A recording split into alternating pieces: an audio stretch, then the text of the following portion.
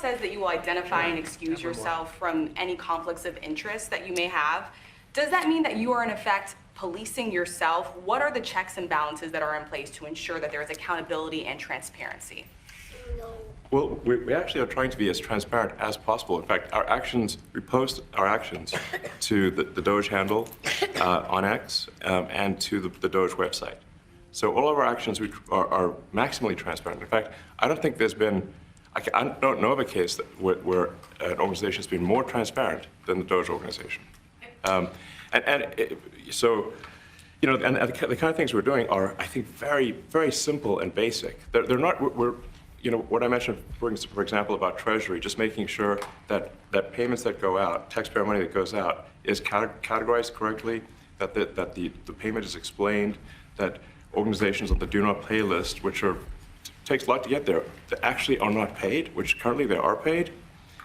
These are not individual judgment decisions. These are about simply having sensible checks and balances in the system itself to ensure that taxpayer money is spent well. So it's got nothing to do with, like, say, a contract with some company of mine at all.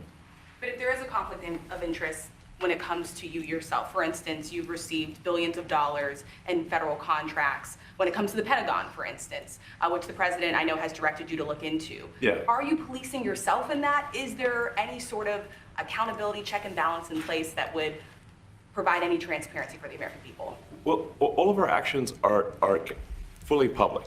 So if you see anything, you say, like, wait a second, hey, Elon, that seems like maybe that's, you know, there's a conflict there.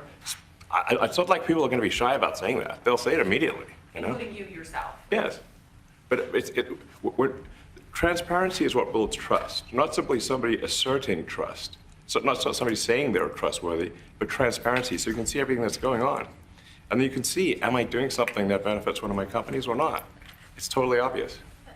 And if we thought that, we would not let him do that segment or look in that area if we thought there was a lack of transparency or a conflict of interest. And we watched that also. He's a big businessman. He's a successful guy. That's why we want him doing this. We don't want an unsuccessful guy doing this. Now, one thing also that Elon hasn't really mentioned are the groups of people that are getting some of these payments. They're ridiculous. And we're talking about billions of dollars that we've already found. We found fraud and abuse. I would say those two words as opposed to the third word that I usually use, but in this case, fraud and abuse. It's abusive because most of these things are virtually made up, or certainly money shouldn't be sent to them. And you know what I'm talking about. It's crazy. So, but we're talking about tens of billions of dollars that we've already found. And now a judge who's an activist judge wants to try and stop us from doing this. Why? Why would they want to do that? I campaigned on this. I campaigned on the fact that I said government is corrupt. And it is very corrupt. It's very, very, it's also foolish. As an example, a man has a contract for 3 months and the contract ends, but they keep paying him for the next 20 years, you know, because nobody ends a contract. You got a lot of that. You have a contract that's a 3-month contract. Now, normally, if you're in a small, in all fairness, it's the size of this thing is so big. Yeah. But if you have a contract and you're in a regular business, you end the contract in 3 months. You know, it's a consultant. Here's a contract for 3 months, but it goes on for 20 years. And the guy doesn't say that he got money for 20 years, you know? They don't say it. They just keep getting checks month after month. And you have various things like that, and even much worse than that, actually, much worse. And I guess you call that incompetence, maybe. Yeah. It could be corruption. It could be a deal's made on both sides, you know, where the guy gets some money, he kicks. I think there's a lot of kickback here. I see a lot of kickback here. There's a lot of kickbacks. A tremendous kickback, because nobody could be so stupid to give out some of these contracts, so he has to get a kickback. So that's what I got elected for, that and borders and military and a lot of things, but this is a big part of it.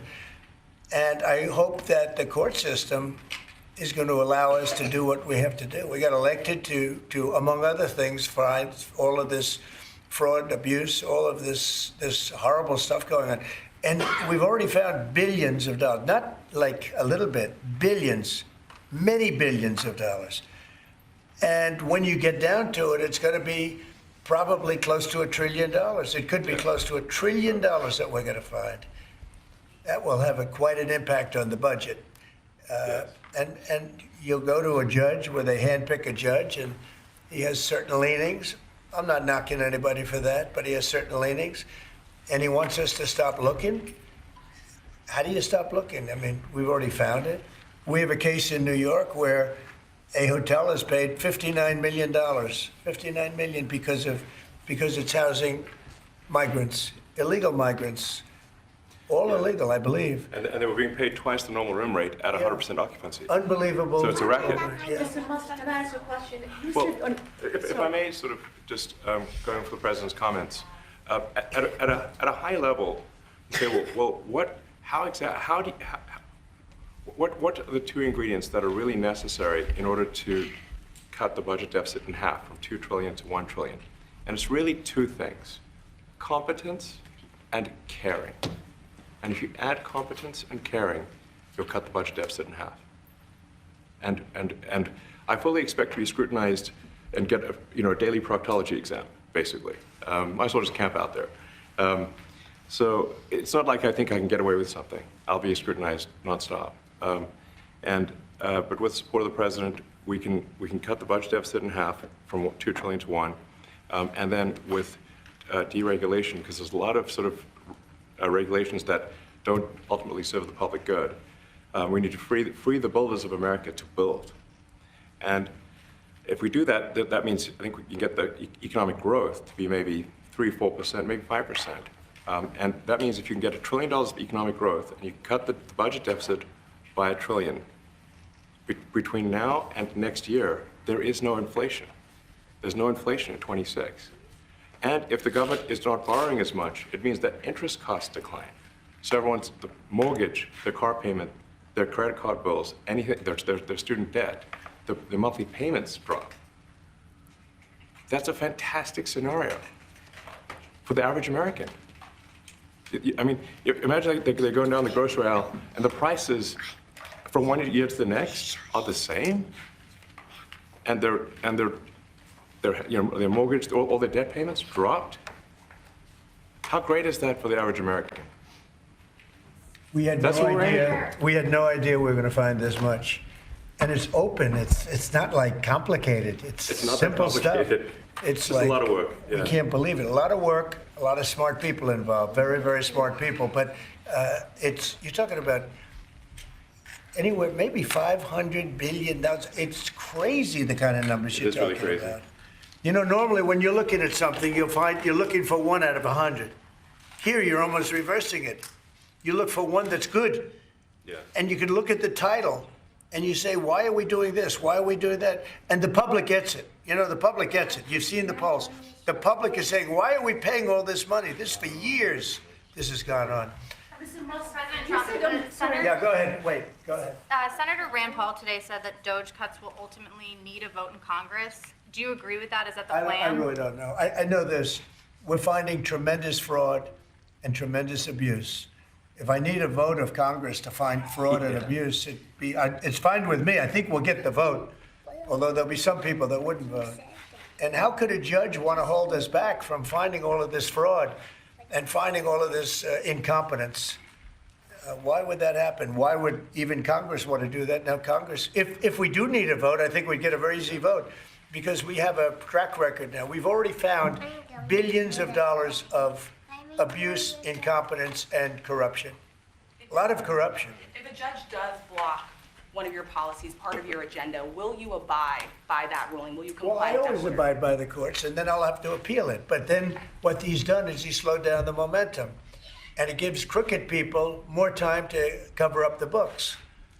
You know, if a person's crooked and they get caught, other people see that, and all of a sudden it becomes harder later on. So, yeah, the answer is I always abide by the courts, always abide by them, and will appeal.